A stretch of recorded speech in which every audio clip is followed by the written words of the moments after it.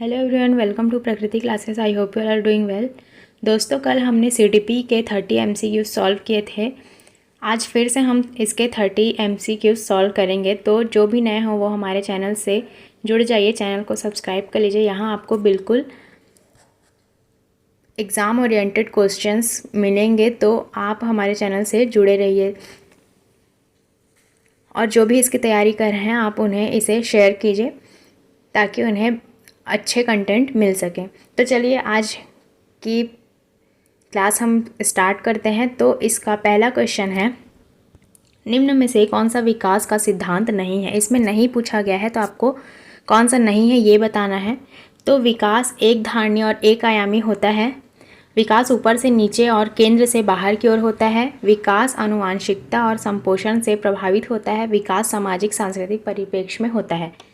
तो आप देखेंगे कि विकास के सिद्धांत में विकास एक धारणीय और एक आयामी होता है। यही उदाहरण मतलब यही आंसर इसमें,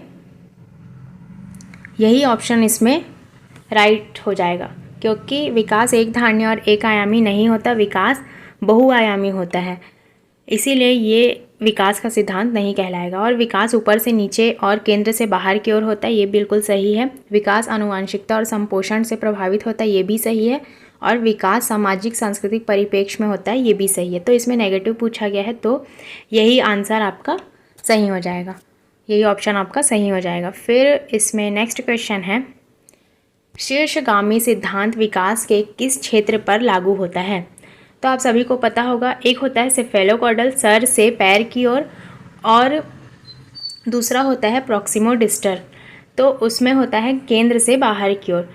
तो इसमें पूछा गया है कि शीर्षगामी मतलब सेफेलोकॉर्डल सिद्धांत विकास के किस क्षेत्र पर लागू होता है। तो ये होता है गामक विकास में, क्योंकि ये सभी भाषा विकास, संज्ञानात्मक विकास और नैतिक विकास, ये तीनों ही शीर्षगामी सिद्धांत के विकास में नहीं आते। इसमें आता है गामक विकास। तो ये इसका आंसर हो जाएगा गामक विकास। फिर इसमें नेक्स्ट क्वेश्चन है, भाषा विकास के संदर्भ में संवेदनशील अवस्था कौन सी है। आपको सबसे संवेदनशील अवस्था बतानी है।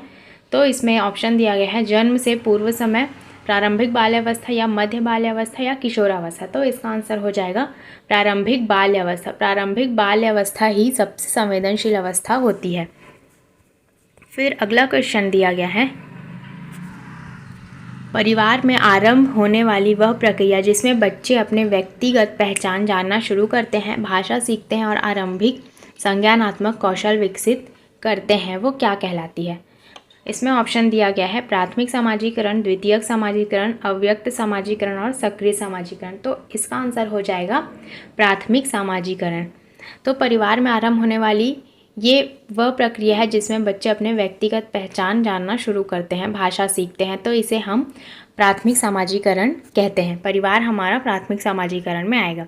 फिर इसमें नेक्स्ट क्वेश्चन है, लॉरेंस कोलबर्ग। लॉरेंस कोलबर्ग एक मनोवैज्ञानिक है। इनके सिद्धांत से भी बहुत ही क्वेश्चंस आते हैं, तो ये क्वेश्चन उनमें से ही एक है। तो लॉरेंस कोलबर्ग के सिद्धांत के अनुसार किस चरण पर नैतिक चिंतन शुरुआती सामाजिक परिप्रेक्ष्य पर आधारित होती है। इसमें ऑप्शन में दिया गया है, पूर्व पारंपरिक चरण, पारंपरिक चरण, या उत्तर पारंपरिक चरण और दूरस्थ पारंपरिक चरण। इसमें लेवल 3 बताए गए हैं और इसके स्टेजेस 6 बताए गए हैं, तो आप इसे ध्यान देंगे। तो इसका आंसर हो जाएगा पारंपरिक चरण। फिर इसमें नेक्स्ट क्वेश्चन दिया गया है, पियाजे के सिद्धांतिक दृष्टिकोण से नई सूचनाओं को अपने मौजूदा ज्ञान में शामिल करने को क्या कहते हैं। समायोजन, समाजीकरण, आत्मसातकरण या संगठन। तो इसका आंसर हो जाएगा आत्मसातकरण। आत्मसातकरण में नई सूचनाओं को अपने मौजूदा ज्ञान में शामिल करने को आत्मसातकरण कहते हैं। फिर इसमें नेक्स्ट क्वेश्चन है, मीना अब शब्दों का प्रयोग करने लगी है तथा समय समझने लगी है कि शब्द वस्तुओं के प्रतीक हैं। अब वह तर्क करने लगी है, परंतु प्रत्ययों का संरक्षण और क्रमबद्धता नहीं कर पाती है। मीना पियाजे के संज्ञानात्मक विकास की किस अवस्था पर है। मूर्त संक्रियात्मक, पूर्व संक्रियात्मक, अमूर्त संक्रियात्मक या संवेगी गामक। तो इसका आंसर हो जाएगा पूर्व संक्रियात्मक, मतलब कि प्री ऑपरेशनल स्टेज में है मीना, क्योंकि इसमें वह प्रतीकों का इस्तेमाल कर रही है। कल के वीडियो में मैंने बताया था कि जिसमें भी प्रतीक सिंबल्स दिखते हैं उससे हम प्री ऑपरेशनल स्टेज में रखते हैं। इसकी एज होती है 2 से 7 वर्ष। फिर नेक्स्ट क्वेश्चन है, समीपस्थ विकास के क्षेत्र का संप्रत्यय किसने प्रतिपादित किया था? जेरोम ब्रूनर ने, डेविड ऑसुबेल ने, रॉबर्ट एम गेग्ने ने या लेव वाइगोत्स्की ने? तो आप सभी को पता ही होगा कि लेव वाइगोत्स्की ने समीपस्थ विकास के क्षेत्र का संप्रत्यय दिया था। फिर इसमें नेक्स्ट क्वेश्चन है, कौन सा कथन लेव वाइगोत्स्की के मूल सिद्धांत को सही मायने में दर्शाता है? अधिगम एक अचेतन प्रक्रिया है, अधिगम एक सामाजिक प्रक्रिया है, अधिगम उत्पत्ति मूलक क्रमादेश है, अधिगम एक अक्रमबद्ध प्रक्रिया है जिसके 4 चरण हैं। तो लेव वाइगोत्स्की ने कौन सा सही मायने में सिद्धांत दिया था? तो इसका आंसर हो जाएगा अधिगम एक सामाजिक क्रिया है। जहाँ पर भी सामाजिक सांस्कृतिक दिखता है वह लेव वाइगोत्स्की से संबंधित होता है। तो इन्होंने सामाजिक और सांस्कृतिक सिद्धांत दिया था, इसीलिए दूसरा ऑप्शन हमारा सही हो जाएगा। फिर इसमें नेक्स्ट क्वेश्चन है, विकास की किस अवस्था में बच्चे कल्पनाशीलता वाले खेल में सक्रिय रूप से भाग लेते हैं? शैशवावस्था, प्रारंभिक बाल्यावस्था, मध्य बाल्यावस्था या इनमें से कोई नहीं? तो इसका आंसर हो जाएगा प्रारंभिक बाल्यावस्था। प्रारंभिक बाल्यावस्था में बच्चे कल्पनाशीलता के माध्यम से बहुत ही सक्रिय होते हैं। इनमें ये इमेजिनरी वाले गेम्स ज़्यादा खेलना पसंद करते हैं। ये सभी क्वेश्चंस आपके प्रीवियस ईयर में पूछे गए क्वेश्चंस हैं, तो एग्ज़ाम के पॉइंट ऑफ व्यू से बहुत ही इंपॉर्टेंट है, तो आप लास्ट तक ज़रूर बने रहिए। फिर इसमें नेक्स्ट क्वेश्चन दिया गया है, निम्नलिखित में से कौन कोलबर्ग के नैतिक विकास के 6 चरणों में सबसे पहला चरण है? इसमें कोलबर्ग ने 3 लेवल दिए थे और इन सभी तीनों लेवल में 2-2 स्टेजेस थे। तो टोटल आपके 6 स्टेजेस होंगे और लेवल 3 होंगे। तो इन्हीं 6 चरणों में से क्वेश्चंस पूछे जाते हैं, तो ये क्वेश्चन उन्हीं में से एक है। तो इसमें आप देखेंगे कि 6 चरणों में से सबसे पहला चरण पूछा गया है। तो पहला चरण कौन सा है? सामाजिक व्यवस्था बनाए रखना, अच्छे पारंपरिक संबंध, सामाजिक अनुबंध और व्यक्तिगत अधिकार या आज्ञाकारिता और दंड? तो इसका आंसर हो जाएगा आज्ञाकारिता और दंड। तो नैतिक विकास के 6 चरणों में सबसे पहला चरण होता है आज्ञाकारिता और दंड। फिर इसमें नेक्स्ट क्वेश्चन दिया गया है, प्री स्कूल वर्षों के दौरान यानी खालिसन वर्ष की आयु से पहले मेल खाने, छांटने, तुलना करने, क्रमबद्ध करने और सब्सिडी देने की अवधारणाएं विकसित होती है। तो किस वर्ष में ये अवधारणाएं विकसित होती ये पूछा गया है। तो इसमें ऑप्शन दिया गया है 9 वर्ष, 12 वर्ष, 10 वर्ष या 6 वर्ष। तो इसका आंसर हो जाएगा 6 वर्ष।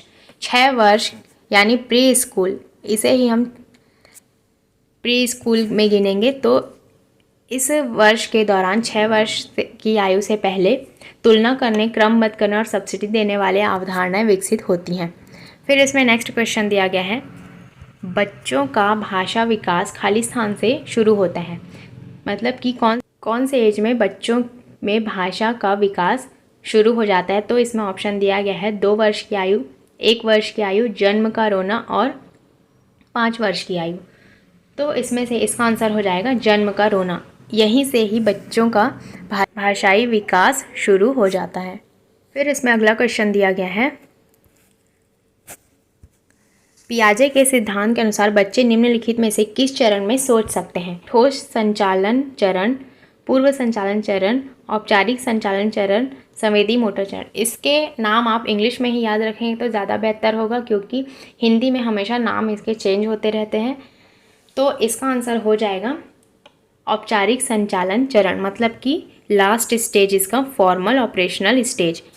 तो इसमें बच्चे ज़्यादा अच्छी तरह से सोच सकते हैं। फिर इसमें नेक्स्ट क्वेश्चन दिया गया है, निम्नलिखित में से कौन 5 से 7 वर्ष के बच्चों के सीखने की विशेषता नहीं होती? तो इसमें ऑप्शन दिया गया है, ये गतिविधियों की योजना बना सकते हैं, ये तार्किक तर्क का उपयोग कर सकते हैं, वे हर समय सवाल पूछते हैं, वे अपनी मन की कल्पनाओं का उपयोग करते हैं। तो 5 से 7 वर्ष के बच्चों में कौन सी विशेषताएं इनमें से नहीं पाई जाती ये पूछा गया है। तो इसका आंसर हो जाएगा वे तार्किक तर्क का उपयोग कर सकते हैं, क्योंकि तार्किक तर्क हम मूर्त संक्रियात्मक अवस्था में करते हैं और उसकी एज होती है 7 से 11 वर्ष और इसमें 5 से 7 वर्ष लिखा गया है। तो जिन्हें भी वर्षों के अनुसार ये स्टेजेस पता होंगी वो इसका आंसर इजीली लगा पाएंगे। तो इसका आंसर नेगेटिव पूछा गया है, तो ये नेगेटिव आंसर यही है, तो यही इसका आंसर हो जाएगा। फिर इसमें नेक्स्ट क्वेश्चन दिया गया है, निम्नलिखित में से किसने प्रस्तावित किया है कि लोगों ने अपने व्यवहार में दक्षता हासिल करने के लिए मनोवैज्ञानिक उपकरण भी बनाए हैं। तो कौन से मनोवैज्ञानिक ने मनोवैज्ञानिक उपकरण बनाए हैं? तो इसमें ऑप्शन दिया गया है जीन पियाजे, फ्रेडरिक एंगल्स, वाइगॉत्स्की या फिर एल्बर्ट बंडूरा। तो इसका आंसर हो जाएगा वाइगॉत्स्की। वाइगॉत्स्की ने मनोवैज्ञानिक उपकरण भी बनाए हैं, यही इसका आंसर हो जाएगा। तो फिर इसमें नेक्स्ट क्वेश्चन दिया गया है, खालिस्तान थ्योरी 14 से 15 वर्ष की आयु में जन्म से संज्ञानात्मक विकास का एक व्यापक चित्र प्रदान करता है जब संज्ञानात्मक विकास शिखर को प्राप्त करता है। ये थ्योरी किसने दी है? तो इसमें ऑप्शन दिया गया है पावलोव थ्योरी, पियाजे की थ्योरी या बेंडूरा की थ्योरी या बीएफ स्किनर की थ्योरी। तो इसका आंसर हो जाएगा पियाजे की थ्योरी। पियाजे की थ्योरी में नाम से ही स्पष्ट हो रहा है क्योंकि पियाजे ने संज्ञानात्मक विकास का सिद्धांत दिया था, तो यही आंसर इसमें सही हो जाएगा। फिर इसमें नेक्स्ट क्वेश्चन दिया गया है, कोलबर्ग के लिए खालिस्तान की अवधारणा बहुत महत्वपूर्ण थी क्योंकि इसने उन्हें अपने चरण अनुक्रम की दिशा की व्याख्या करने में सक्षम किया। तो इसमें ऑप्शन दिए गए हैं क्रॉस कल्चरल विश्वविद्यालय, इवेरिएंट क्रम, स्ट्रक्चर्ड होल्स, पदानुक्रम एकीकरण। तो इसका आंसर हो जाएगा पदानुक्रम एकीकरण। तो कोलबर्ग के लिए पदानुक्रम एकीकरण की अवधारणा बहुत महत्वपूर्ण थी क्योंकि इसने उन्हें अपने चरण अनुक्रम की दिशा की व्याख्या करने में सक्षम किया। तो यही आंसर इसमें सही हो जाएगा। फिर इसमें अगला क्वेश्चन दिया गया है, निम्न में से कौन सा 2 साल के बच्चे के लिए विकास का नियम है? तो इसमें ऑप्शंस दिए गए हैं, बच्चा उछल कूद कर सकता है, बच्चा एक्टिव तरीके से चल सकता है और संगीत की जवाब दे सकता है, बच्चा बिना मदद के चल कूद दौड़ सकता है, बच्चा चल नहीं सकता या बल्कि रेंग भी नहीं सकता। तो इसमें 2 साल के बच्चे के लिए विकास का नियम, इसमें से कौन सा ऑप्शन सही होगा? तो इसका आंसर हो जाएगा 3, क्योंकि बच्चा बिना मदद के चल कूद दौड़ सकता है। तो ये इसमें आंसर सही हो जाएगा। फिर इसमें नेक्स्ट क्वेश्चन दिया गया है, पियाजे ने संज्ञानात्मक विकास के 4 चरणों को बताया है। संज्ञानात्मक विकास में 4 चरणों में से पहला कौन सा है जो जन्म से लेकर भाषा सीखने तक विस्तारित है? में ऑप्शंस दिए गए हैं, पहला है औपचारिक परिचालन, पूर्व परिचालन, ज्ञानेंद्रिय या मूर्त में। ये ऑप्शन थोड़ा सा गलत लिखा हुआ है, मूर्त संक्रियात्मक अवस्था इसे कहते हैं। तो इसका आंसर हो जाएगा ज्ञानेंद्रिय, मतलब कि सेंसरी मोटर स्टेज। तो सबसे पहला स्टेज होता है सेंसरी मोटर स्टेज। फिर इसमें नेक्स्ट क्वेश्चन दिया गया है, निम्न में से कौन सा कथन सत्य नहीं है? इसमें नेगेटिव पूछा गया है, विकास मात्रात्मक प्रक्रिया है, शिक्षा एक लक्ष्य उन्मुख प्रक्रिया है, सीखना व्यवहार परिवर्तन की प्रक्रिया है या फिर वृद्धि एवं जैविक प्रक्रिया है। तो इसमें से कौन सा सत्य नहीं है ये पूछा गया है। तो इसका आंसर हो जाएगा विकास मात्रात्मक प्रक्रिया है, यही इसमें सत्य नहीं है, तो यही इसका आंसर हो जाएगा। फिर इसमें नेक्स्ट क्वेश्चन दिया गया है, निम्नलिखित में से कौन सा कथन विकास के संदर्भ में सही नहीं है? तो फिर से इसमें नेगेटिव आंसर देना है आपको। तो इसमें ऑप्शंस दिए गए हैं, विकास क्रमबद्ध व व्यवस्थित होता है, विकास केवल आनुवांशिकता से प्रभावित होता है, विकास के सभी क्षेत्रीय एक दूसरे पर निर्भर हैं, विकास की गति व्यक्तिगत होती है। तो इसका आंसर हो जाएगा विकास केवल आनुवांशिकता से प्रभावित होता है। तो जहाँ पर भी आपको केवल शब्द देखने को मिले वो ऑप्शन भी नेगेटिव होता है, तो इसीलिए इसमें नेगेटिव पूछा है, तो नेगेटिव ऑप्शन ही इसमें सही आंसर हो जाएगा। फिर इसमें नेक्स्ट क्वेश्चन दिया गया है, बच्चों का विकास का क्रम होता है अमूर्त से मूर्त की ओर, सामान्य से विशिष्ट की ओर, पैरों से सिर की ओर या हाथ पैर से केंद्र की ओर। तो इसमें सबसे सही आंसर हो जाएगा ऑप्शन नंबर 2, सामान्य से विशिष्ट की ओर। बच्चों का विकास का क्रम होता है सामान्य से विशिष्ट की ओर। फिर इसमें नेक्स्ट क्वेश्चन दिया गया है, निम्न में से कौन से विकास के क्षेत्र हैं? गामक, मनोवैज्ञानिक, संवेदनात्मक और सामाजिक या शारीरिक, संज्ञानात्मक, आध्यात्मिक और संवेगात्मक, या फिर शारीरिक, संज्ञानात्मक, संवेगात्मक और सामाजिक, या फिर आध्यात्मिक, शारीरिक, सामाजिक और संवेदनात्मक। तो इसमें इसका आंसर हो जाएगा ऑप्शन नंबर 3, शारीरिक, संज्ञानात्मक, संवेगात्मक और सामाजिक ही विकास के क्षेत्र हैं। फिर इसमें नेक्स्ट क्वेश्चन दिया गया है, विकास का कौन सा सिद्धांत यह बताता है कि गामक कौशलों का विकास शरीर के मध्य से आरंभ होकर शरीर के सिरों की ओर बढ़ता है।